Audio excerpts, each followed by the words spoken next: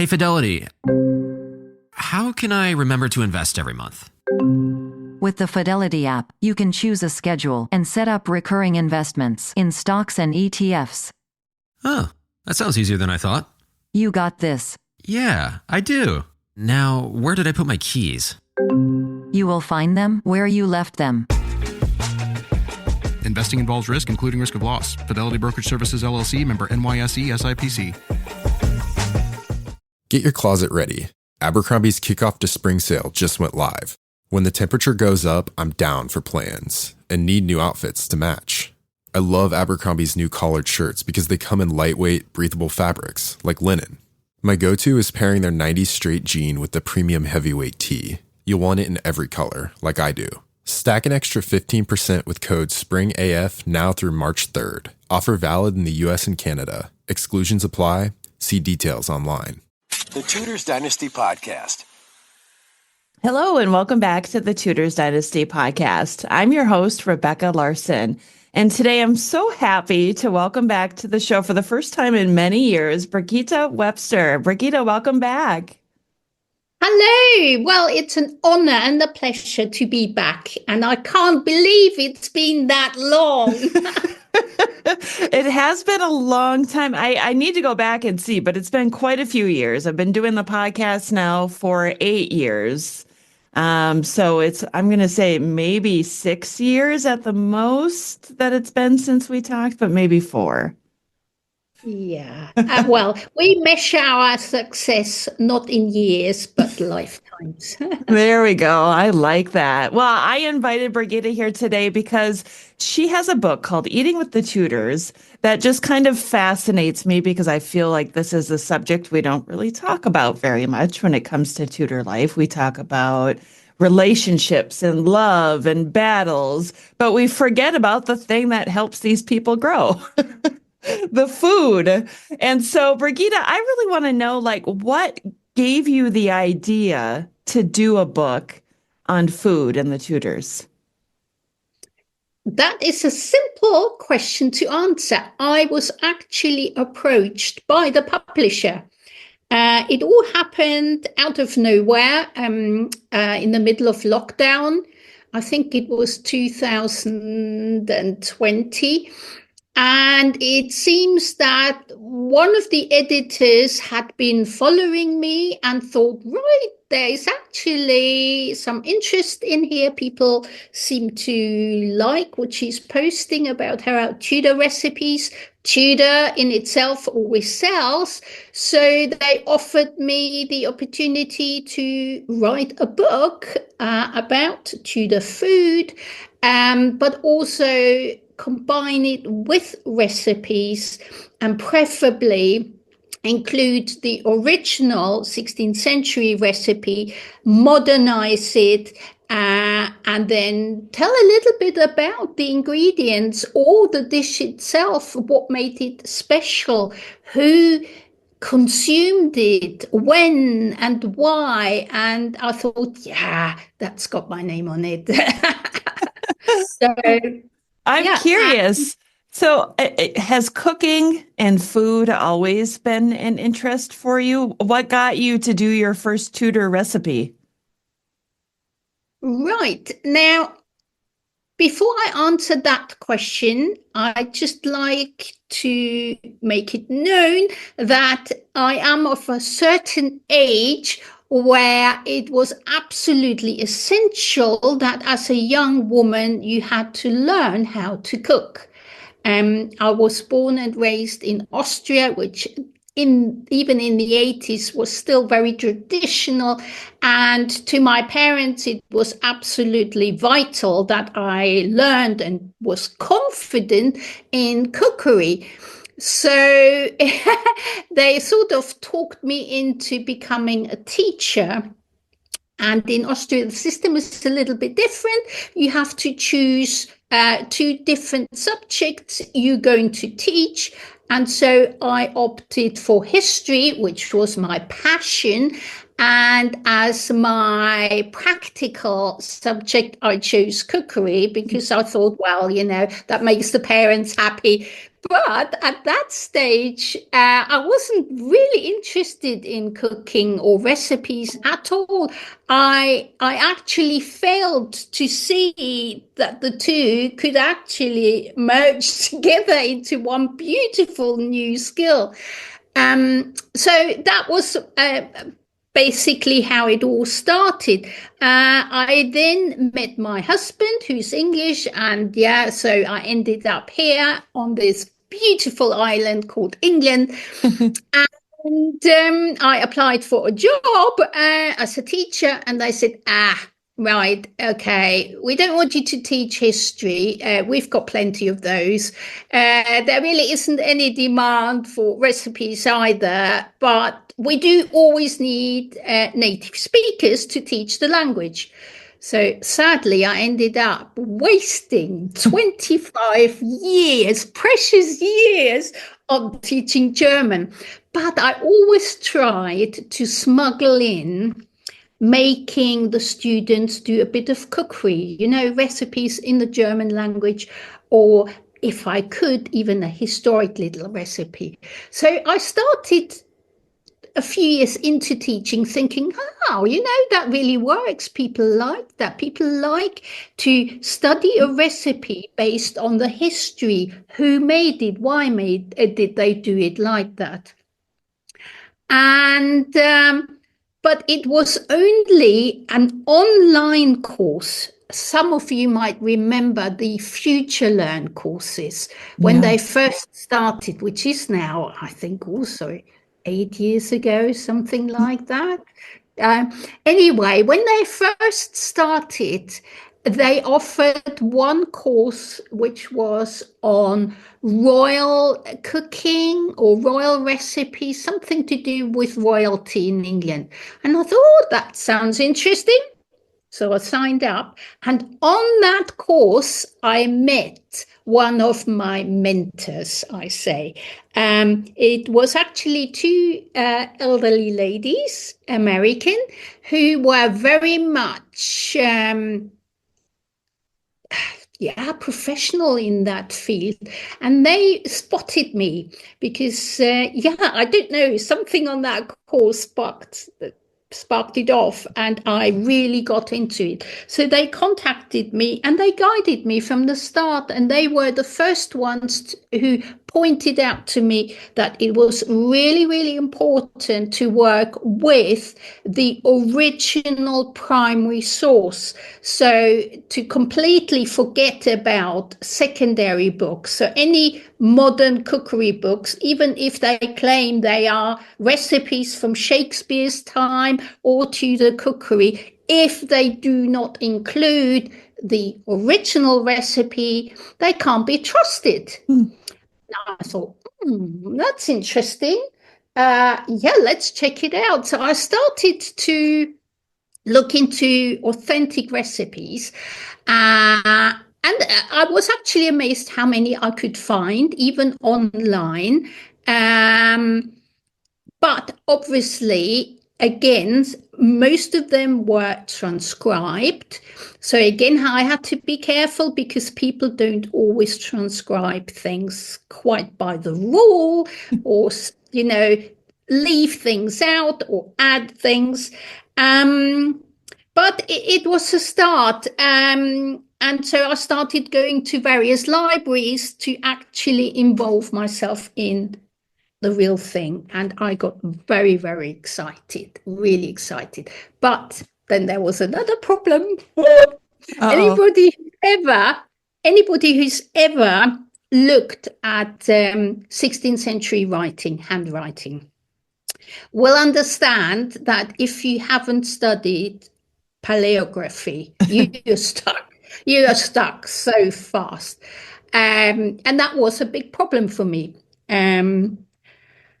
And in the beginning, I therefore had to consult transcriptions and compare them with the text, and I started to teach myself quite a bit, but I quickly found that, no, I've got to learn paleography. There's no way around it. So I did. And luckily here in England, local libraries, they always run numerous courses on how to read paleography, and I absolutely enjoyed it, really did. Such a gift as well to be able to decipher those texts. And so I started cooking from those recipes, and I have to confess that if you're not a confident cook, you probably look at those recipes and you think, what in the world is this?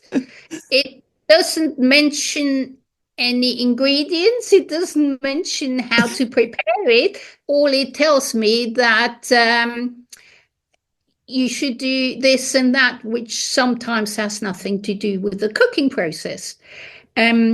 Because what we mustn't forget is that 16th century recipes were geared at confident cooks, people who knew how to cook.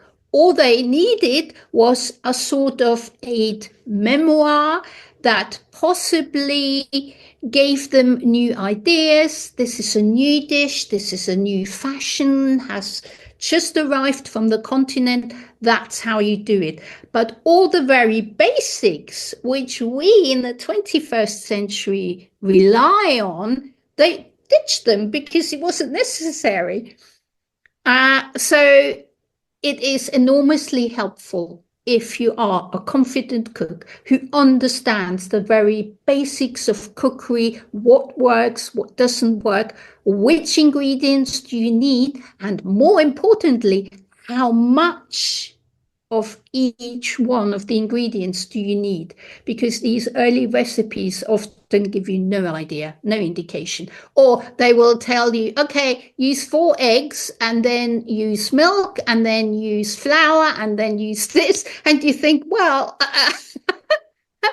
if I don't know the proportions, what good is it? Yeah, so there is a lot of trial and error involved. But to me, it's a little bit of an adventure. I absolutely love cooking those recipes where when you look at them, you think, never in this world is this going to work. What is it? What am I going to end up with? Those are my favorite ones because often they surprise me the most. Do you remember the very first recipe you did?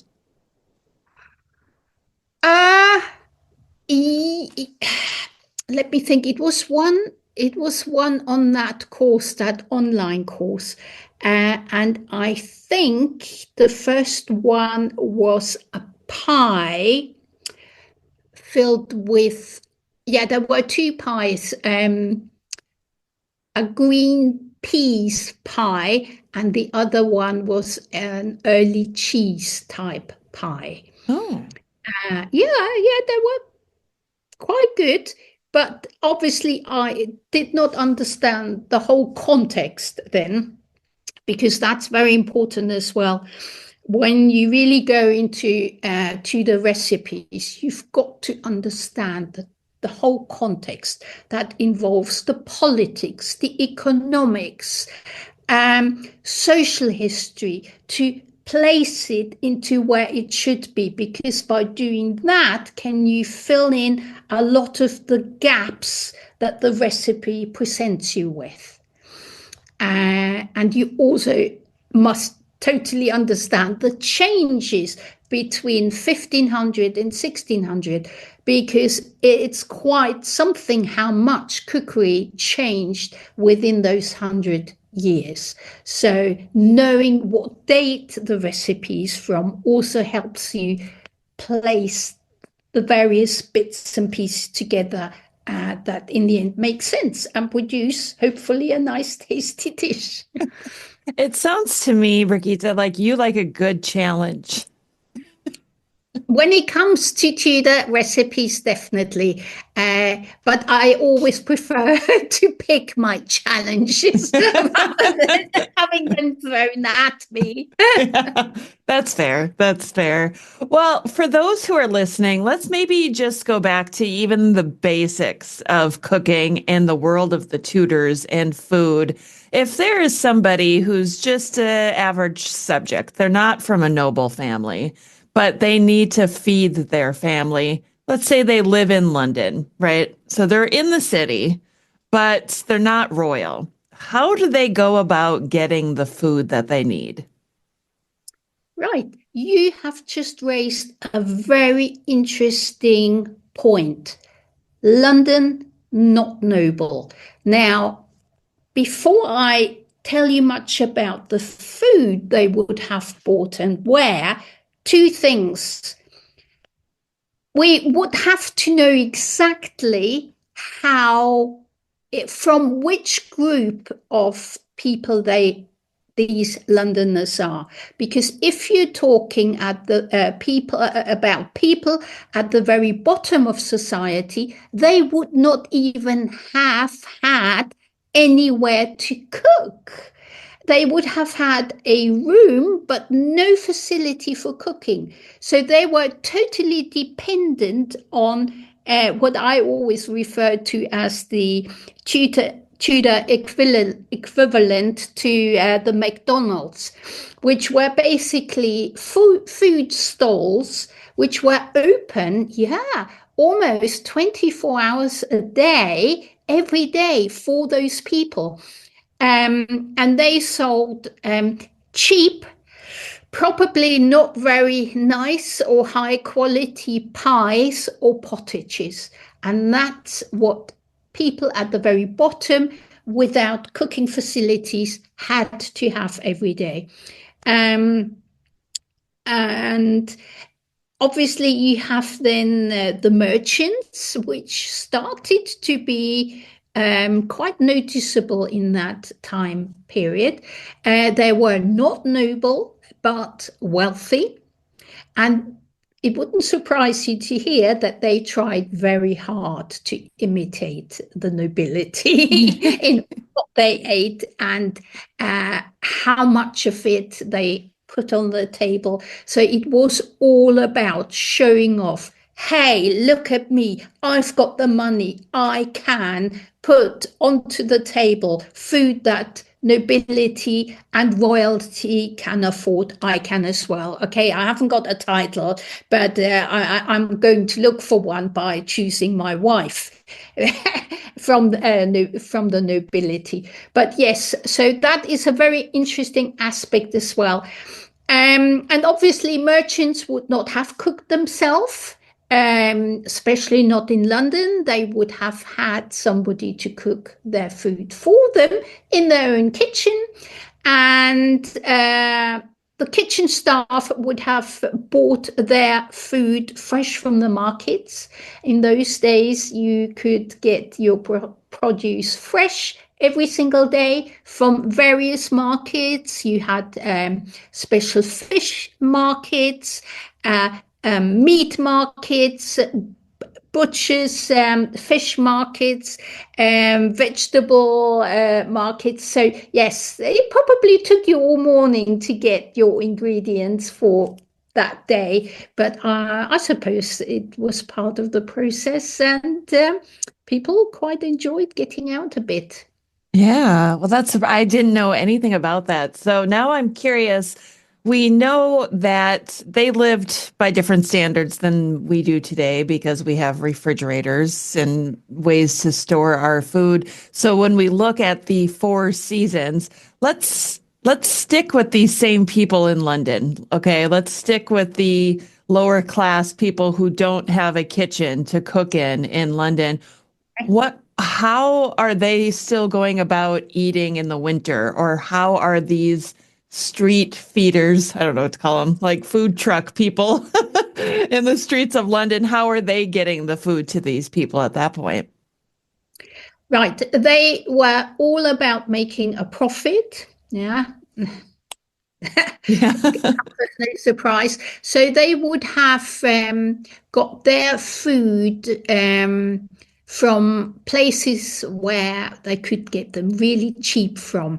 That means probably at the end of a market's trading day. You know, it's still the case now. When you go to the market at the end of a trading day, you get bargains. That's very much what they would have done. Sadly, they also used produce that wasn't at its best anymore. They certainly had a reputation of smuggling bad meat into their pies. Yes, so the people at the bottom of society in London, when it comes to food and feeding, were definitely worse off than anywhere in the country, simply because they were so reliant on those street markets. They themselves couldn't have purchased anything fresh from the markets because that again was out of their price range.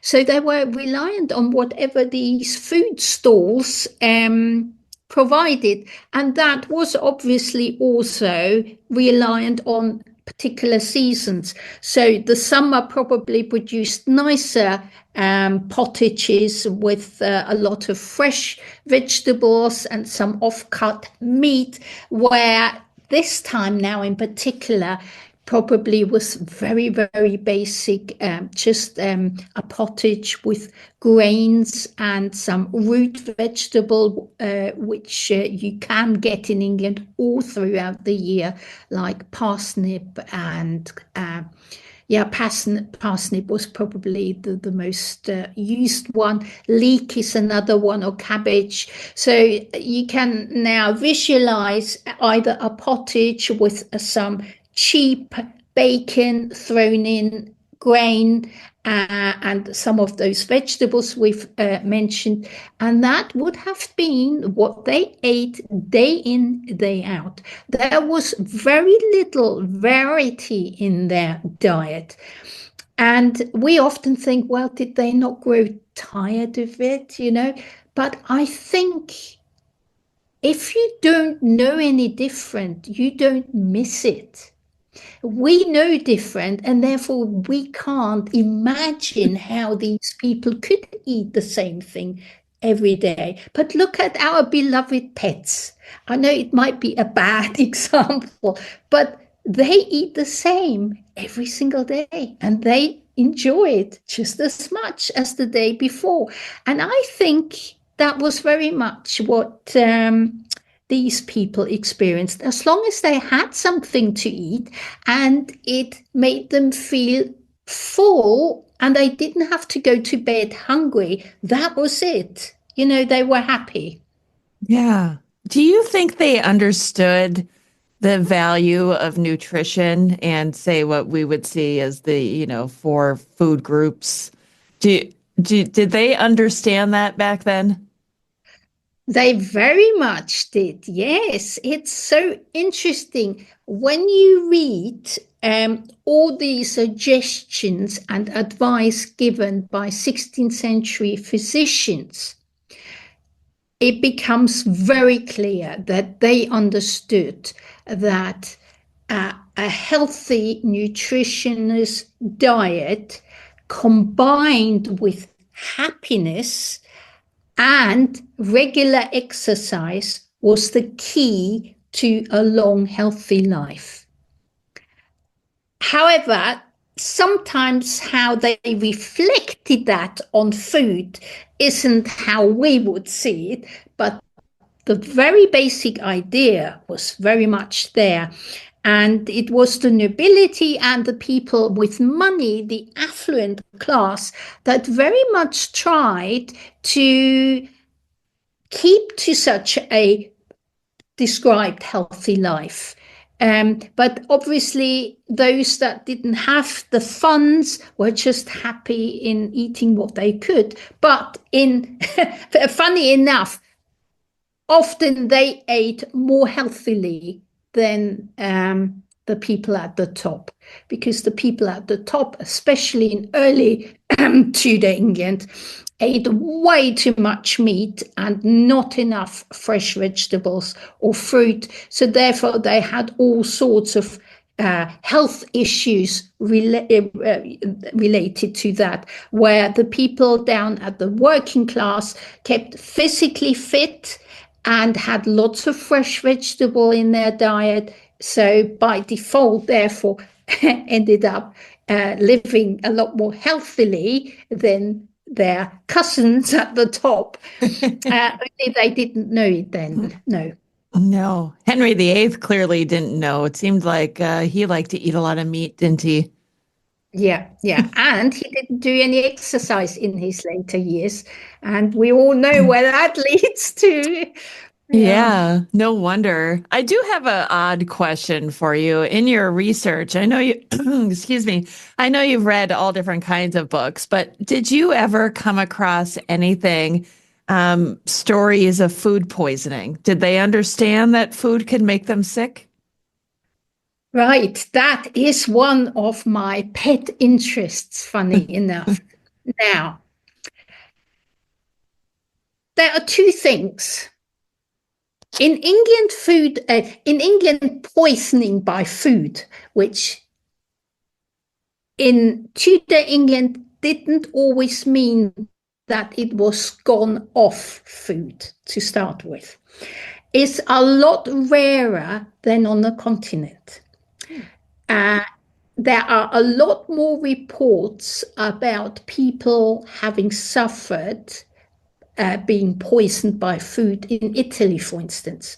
The Italians really loved putting physically poison into their enemy's food.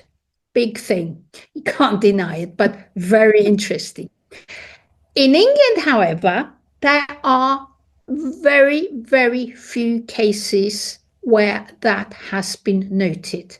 There is only one case where a cook was actually arrested and punished for having poisoned or put poison into the food. He was a Mr. Rose, and he was the cook to some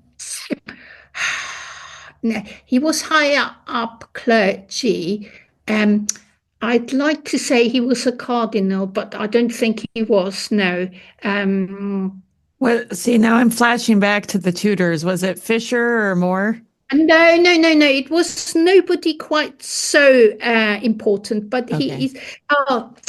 Mental blank. Anyway, the interesting thing is he's the only one who is being mentioned for having been punished for having put poison into the food. And he suffered quite a violent death. They actually boiled him to death. That was the punishment for somebody who put poison into the food. However, let's park that to one side, because I think that a lot of food poisoning, where, as we said, the Tudors actually thought about somebody having deliberately smuggled poison into the food and not necessarily the food having made people ill because it's gone off. But I recently started thinking, because my future daughter-in-law is extremely allergic to nuts. So much so that it's life-threatening. And it made me think, did Tudor England, perhaps, or Europe, see cases of such life-threatening food intolerances or allergies that would have caused similar symptoms in people, only because the Tudors didn't understand about food intolerances or food allergies. that they assumed that this person choking, dropping dead, was poisoned, where in fact it might just have been a severe nut allergy or something similar. And I am sort of on the side investigating that further. I love that. To think this is when history becomes so fun. When you look at it, you step back a little bit and go, "Hey, hang on a second. What if this is what was really happening?" That's fascinating. I can't wait to hear more about what you find. Is that your next? It takes some time. These things you don't discover overnight by looking at the internet. But I have one file always open where if I come across anything that could cross link into that subject, I'll add it there. Well, let's talk about your research, because where do you find these things? Do you have to go to archives? Can you find things online? Where are you finding all of your sources? Oh, right. Everywhere. Nothing is safe, I'd say.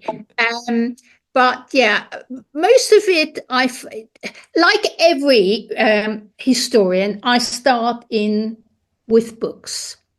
And secondary sources often lead you to very specific pathways that enable you to see, there's primary source. So I start off with a secondary book that leads me into primary sources, and those are either sometimes published, because especially if they were written originally in Latin, you can now get transcriptions and translations, very convenient. But my personal or favorites are definitely the archives, because you cannot beat holding a piece of manuscript or a book in your hands that was indeed handled by people of that period. And when you then see some annotation in the margin, oh my word, then, I'm melting. Yeah, but honestly, I look everywhere. I also talk a lot to other people, because in this field of history, everybody has a very specific area where they can call themselves an expert. And by mixing and discussing things with these people, that's when you find out more. And often they can tell you, there is one manuscript in this house. I know the person, I'll put you in touch. A lot of it is hidden behind the walls of universities. And that's my pet hate, because I think universities shouldn't be so gatekeeping, and they are terrible, absolutely terrible. They will not share with other people if you are not part of their institution. Terrible. Anyway, so a lot of it is hidden away, and you do need to know it's there, and then you often need a contact who will access it for you or open the door for you. So it is often time consuming, but well worth it to pursue if it's something you really need to do. I have had one case.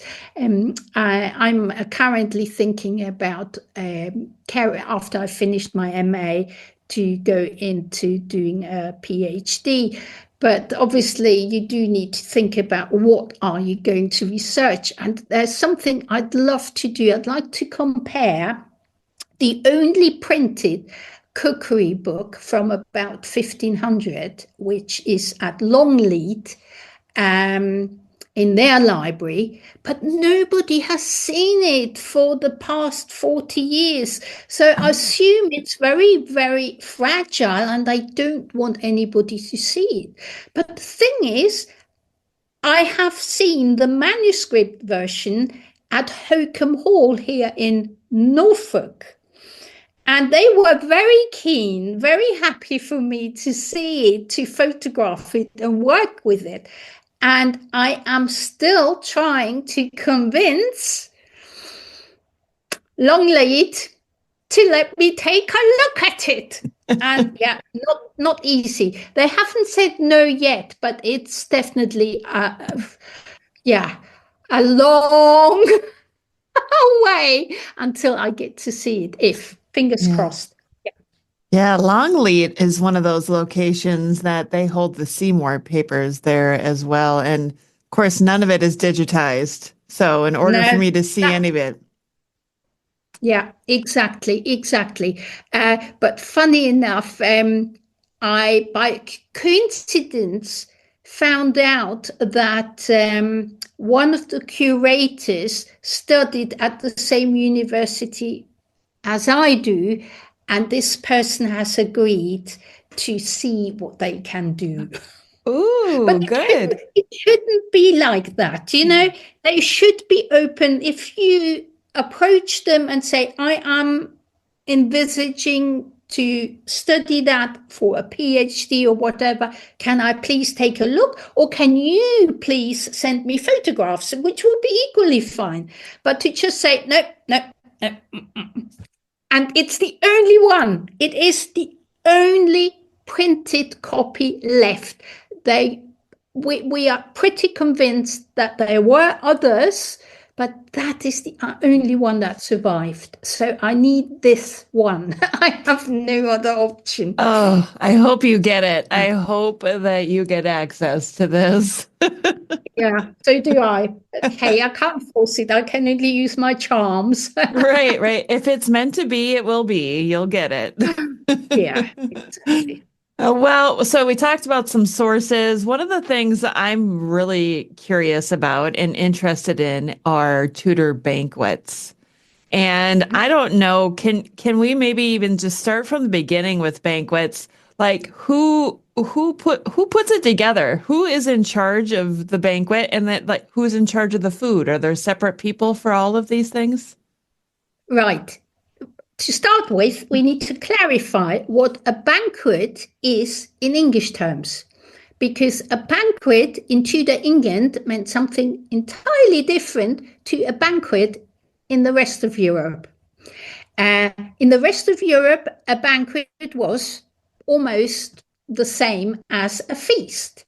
Here in England, we made a difference, and quite an important one. So you had the feast, and for the feast, the people who were invited had their very specific place where they had to sit according to their title and their standing in society. So there was no choice where you could sit. A little bit like a wedding, where you go and look for your little place, Matt. But it was strictly down to how important you were. So everybody on that long feasting table could see how important you are. And if you sat at the very end, everybody could judge you because you were a nobody, basically. Anyway, so very formal. And the feast consisted of at least 3 different courses, and every course had a number of dishes, and they mixed savory with sweet. So basically it was like 3 help yourself courses. They would plonk everything on the table, and anything you could reach from where you sat was yours to choose from. So there was always something you wanted. You didn't necessarily have to eat everything, but very, very formal. And at the end of the banquet, when you neared the time where people were meant to get up and go, you were then asked to get up. And while you got up, you were offered a glass of hippocras, which is a spiced wine, and wafers. And that was universally the sign that, yep, that's the end of the feast. Now go home. But Tudor England developed the banquet. And the banquet was basically the second little feast that was added on to the feast, but with a much smaller group of specially invited people. And it was very informal. A banquet was basically held elsewhere but the Great Hall where the feast took place. People could mingle and talk and converse with whoever they wanted to. So that was the ideal time to chat up the lady of your heart, or, vice versa. And a banquet in Tudor times was mostly sweet dessert dishes. And that was deliberate. And everything that was served could be eaten with your hands, or you basically didn't need a server to serve you. It was all about helping yourself. It was about showing off your wealth, because sugar was exceptionally expensive. So to be able to offer a whole little mini feast that catered just sweet products, to be invited to that second banquet, you really made it into society. And the food that was served was very special in that it wasn't prepared in the normal kitchen. So the feasting stuff was prepared in the kitchen. The banqueting stuff was prepared in the pastry kitchen. And wherever the nobility stayed or lived, you always had the pastry kitchen. And in the pastry kitchen, you would prepare all the banqueting stuff. That means little fruit tartlets, little fruit pies, marmalade, which in Tudor terms obviously wasn't the stuff we spread on the bread, but it was a little bit like fruit leather, so cut into pieces, and you could just enjoy it like a boiled sweet, but much nicer and softer and not so hard on your teeth. But that was basically the main difference between the feast and the banquet. And I know so many people who are not aware about this culinary difference, and they mix them up and use them interchangeably, but not in England. Everywhere else, that's fine. But Tudor England, no, they made very strict difference between the two. Huh. Okay, so the one place that I visited when I was there in June was Hampton Court Palace, and of course I saw the kitchens there. Yeah. So they have the one bigger kitchen where they can turn the pig or whatever over the fire. Would their pastry kitchen have been the one right next to it? Let me recall, the pastry kitchen in Hampton Court is either the one before. It's located at the end where they kept the fish, because pastry cooking benefits from a colder environment. Because if you've ever made pastry yourself, you know that the dough doesn't like it warm. It just doesn't work. You really need a cold surface and a cold environment. So they deliberately kept that away from the steaming hot kitchens and the spits, obviously. Interesting. This is fascinating. I am not a cook. I'm going to be the first to say that. Growing up, I grew up on a farm. There was 4 kids, 2 girls and 2 boys, and the boys did all the work outside, and us girls tried to help where we could. But for the most part, we were kept out of the kitchen. I think my mom just liked to have her space in the kitchen. So I never really learned to cook other than what I did in school. And then when I got married, my husband at the time was the cook, so I didn't have to worry about that either. I am a baker. I prefer to bake because Yeah. you have simple recipes. The recipe is right there. Just follow it and everything will turn out. When it comes to Tudor England and food, it seems like it's a fine line between cooking and baking.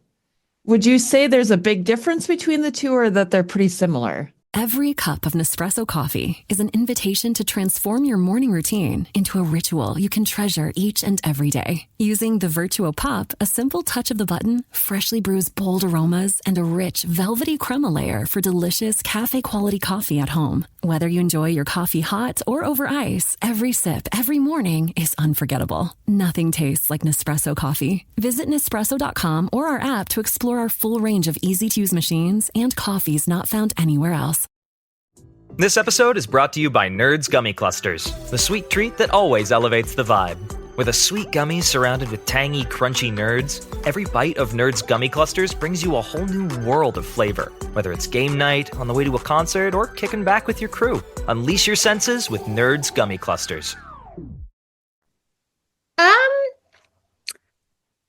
They are only similar in that both have pies as part of the repertoire. But otherwise, they're very different, yes. What's interesting to note is the pastry itself played a major role in the cookery part as well as the baking part, because pastry was used in the beginning when it was often referred to as a coffin. It was only used as a cooking vessel. It was made, that pastry was made from hot water and flour only, nothing else. So you can imagine that that pastry was not nice to eat, and it wasn't intended to eat, but it was the perfect way to preserve food without refrigeration. So you would bake this meat pie, and because it excluded all air, that meat pie would keep in a cool larder for, well, at least 2 to 3 weeks without it going off. But the pastry in itself was never intended to be eaten. And the way how they served it is they just cut off the top and then spooned out the contents, and only the contents was eaten. We don't actually know what happened to the coffin pastry. Nobody ever wrote down what they did with it, but we can make educated guesses. My best suggestion is that they used it in pottages to make the pottage a bit thicker, especially in the winter. Yeah, like a roux. Because the Tudors didn't like wasting food, so it would not have been thrown away. Some people say they fed it to the dogs. Yeah, perhaps, but I'm not really convinced of that. Other people suggest that they gave it to the poor who liked the crust, which tasted a bit of the meat that was inside. Yeah, it is a possible option, but I think most of it went back into the cooking process in a slightly different format. And only throughout the 16th century do we see a development happening from this non-edible coffin pie crust to one that actually was consumer friendly and nice, because they discovered that if you add to the flour and the hot water eggs and butter, all of a sudden it actually becomes pleasant to eat. And you can see that happening in Tudor recipes. It didn't happen overnight. So the first half of the 16th century, you see both coffins and pastry cases. By the end of the 16th century, you no longer see coffins appear in any recipes. They've completely abolished that and just used earthenware dishes instead, because obviously the pie that the typical Tudor pies, those really tall, big, massive things, only work with coffin-based pastry, because that's strong, that will hold. Where if you pack a edible pastry case with lots of meat and you build it up that high, you do need a different vessel to help that support the pastry while it's actually cooking. So you see that huge difference develop. And yeah, I find it fascinating again. Yeah, this whole conversation has been fascinating today. And before we plug your book to everyone, I just have to say, Brigitte, that your background right now for this video chat that we're having is probably the coolest and most authentic Tudor looking background I have ever experienced. I've interviewed, I think, at least 100 people over the last 8 years, probably more than 100. And right now, if you're just listening to this, behind her, she has this beautiful, and I'm pretty sure it's probably what, a 16th century desk or table behind you, a tapestry hanging on the wall. Describe to people what I'm looking at. Well, behind me, you see a serving table from around 1600. And you see a few what they call Bible boxes, which hide my chunk and all the things I don't want people to see. And the wall has an early 17th century tapestry to help retain that little warmth that we create with the fire, because it is cold. And we're trying to replicate how the Tudors coped with cold houses and what was open to them to retain that little bit of warmth you created. Yeah. And but what you kindly haven't stressed is all the mess. I think it looks fantastic. Paperwork. That looks like the perfect research setup right there. I see the books and I'm like, oh, I just want to go sit down over there and start thumbing through the pages and just dive in. Yeah, I'm in the middle of 2 projects. One is due in 2 weeks. So yeah, I no longer take the time to make it look nice. It's just done with that. What works? Back. And for those who don't know, why don't we talk about where you live in the house that you live in? Because I just think what you and your husband do is quite fantastic. And let's talk about that. Where is it you live? What kind of house do you live in it? Right. We bought this house 5 years ago. It's an unusually small Tudor manor in the county of Norfolk, about 20 minutes drive from the centre of Norwich. And what attracted us to this house was that we could afford it because it needed work.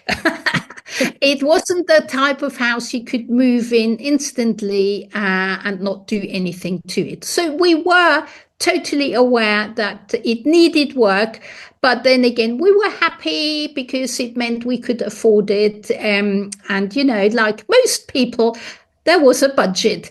And we were over the moon to get it. It has some fantastic original Tudor features, like the original front door.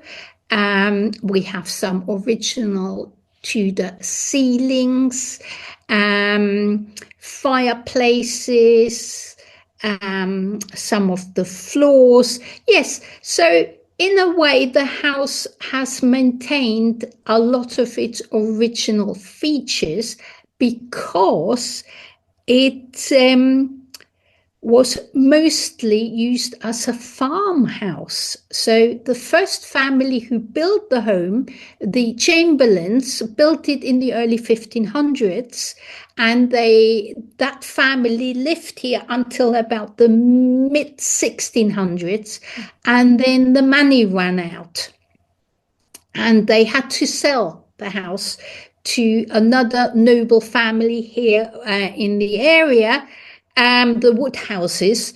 And the Woodhouses decided, right, we have our own manor house, we don't need this. And they instantly put farmers into the house we live in. Now, that it's good news and it's bad news. The good news is there never was enough money to pull it down. And hence it survived because so many Tudor buildings were demolished in the 18th century. In the 18th century, that was that century where anybody with money would raise the home they inherited down to the ground and build new. If you didn't have any money because you were a farmer put into this old Tudor manor like ours, you would just try and mend it as good as you can. Unfortunately, it also means that not all of the repair work was done professionally, as you can imagine. And interestingly, the worst bodge jobs are not from the 18th century or the 19th century.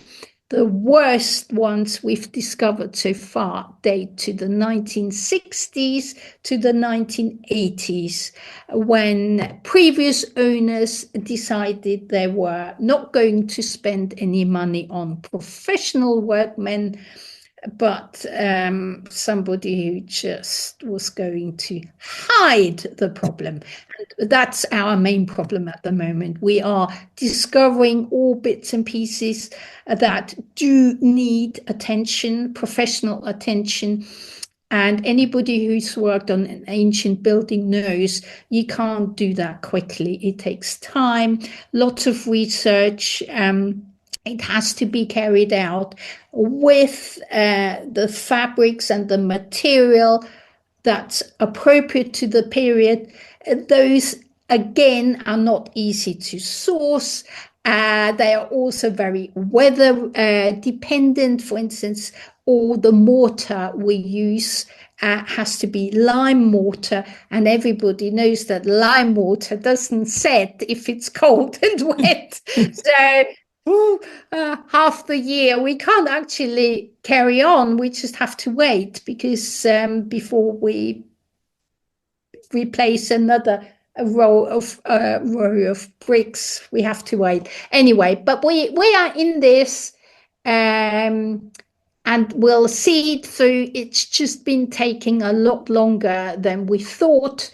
But I can't wait to welcome people who want to experience real Tudor life, because that's exactly what's at the heart of our whole idea, is that people arrive here on a Friday night and they step into Tudor England and they live like a Tudor for the whole weekend. So they sit on Tudor chairs, they will be eating Tudor food, they will be enjoying Tudor music by the fire in the evening before they retire to their Tudor bed.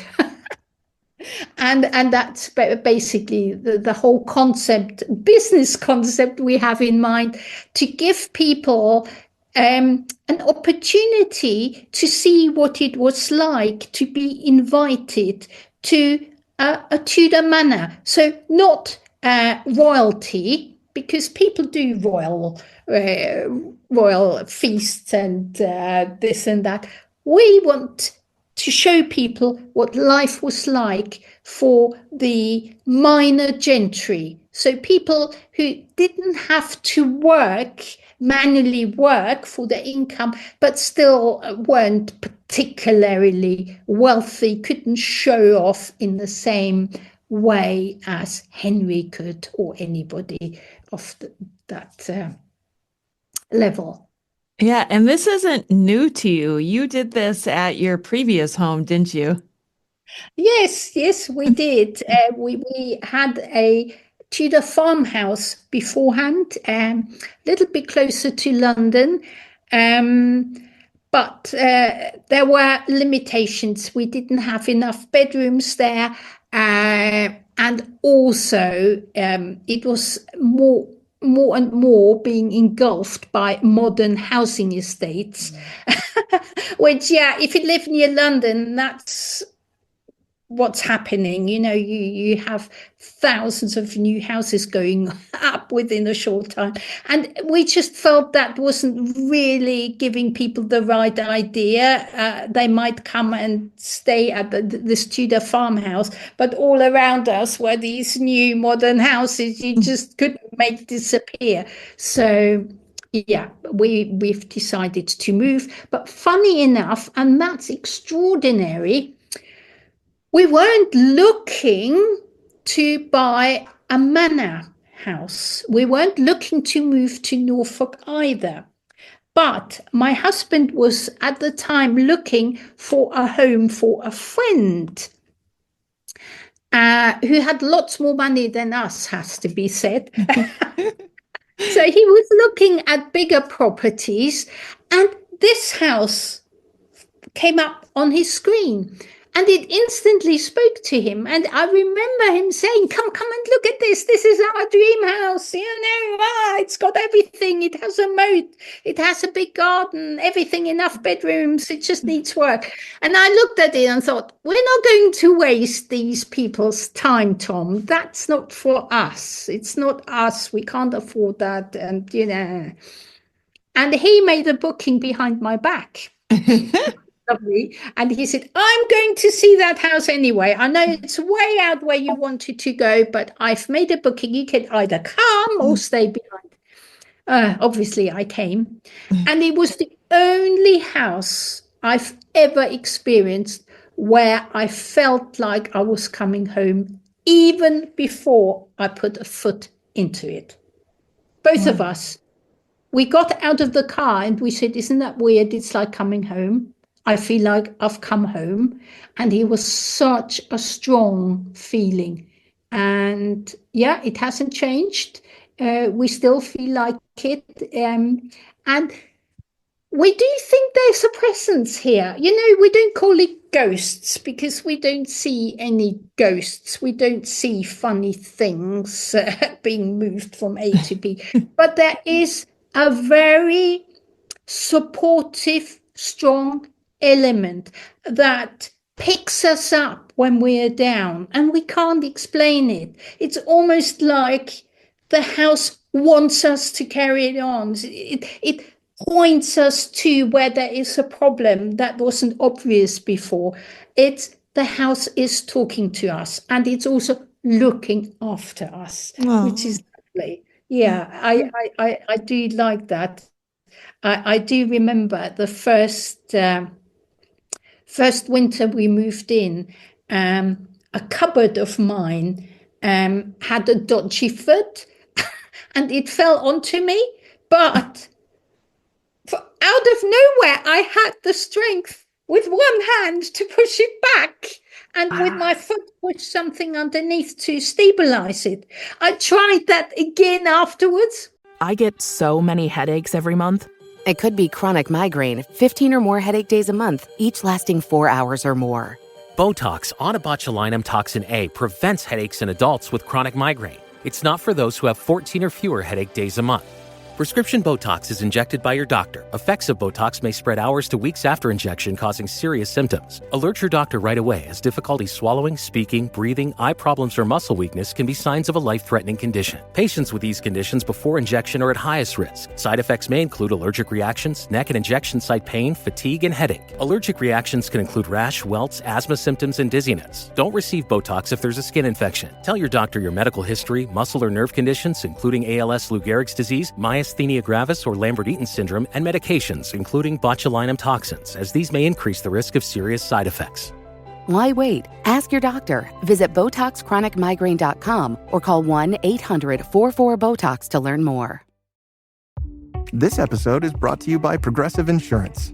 Do you ever find yourself playing the budgeting game? Well, with the Name Your Price tool from Progressive, you can find options that fit your budget and potentially lower your bills. Try it at Progressive.com. Progressive Casualty Insurance Company and Affiliates. Price and coverage match limited by state law. Not available in all states. Good. So since then, I think there's definitely something here that wants us to be here. That definitely, I look at this house as my guardian angel. Oh, it sounds so lovely. I just feel like even though it's probably very stressful to own a old home like that, what a dream come true for anyone who is fascinated with history or even Tudor history. Like this is and you're making these wonderful recipes, these authentic Tudor recipes in this authentic manor house. You're living the dream. Yeah, it is my dream, yes. And at the moment, my biggest project is actually taking place outside in the garden because, when you do Tudor authentic cookery, you need Tudor authentic seasonal vegetables. So one fed directly into the other. So I'm now working on my authentic Tudor vegetable garden. And I've even made that into my dissertation. And there's a book coming out about it as well. But I can't tell much more about it. But if you're interested or you're thinking about putting Tudor garden elements into your own backyard, there's a book coming. Yes. Well, in the meantime, if you want to check out Brigitte's book, Eating with the Tudors, where can they find it? You can get it from Amazon in America as well as in England. If you don't like Amazon, you can order it directly from the publishers. That's Pen and Sword here in England, but there is an American outlet as well. Or if you want a signed and dedicated copy, you can always get in touch with me and I'm happy to post it anywhere in the world. And if they want to get in touch with you, where can they find you? I am on almost all of social media outlets, platforms. So either Facebook, Instagram, Twitter, Threads, or even Blue Sky. Yeah.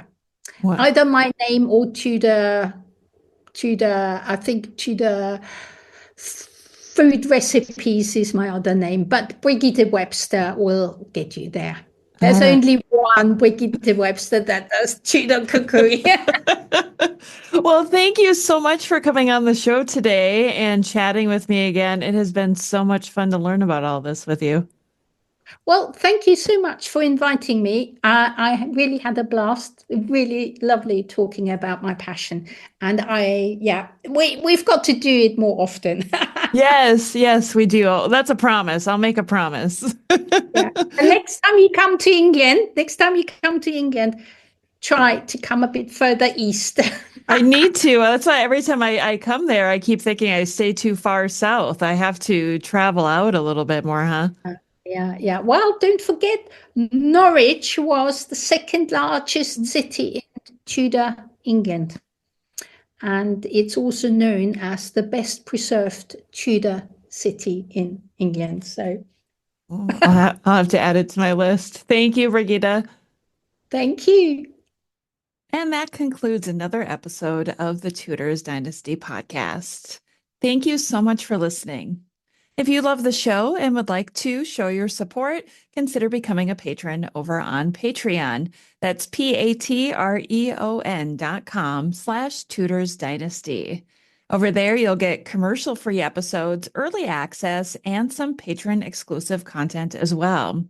If you would prefer to show your support in another way, head on over to my website, tudorsdynasty.com, and click on the shop to see some of the new merchandise that I have available. Thank you so much for listening. Until next time. The Tudors Dynasty Podcast.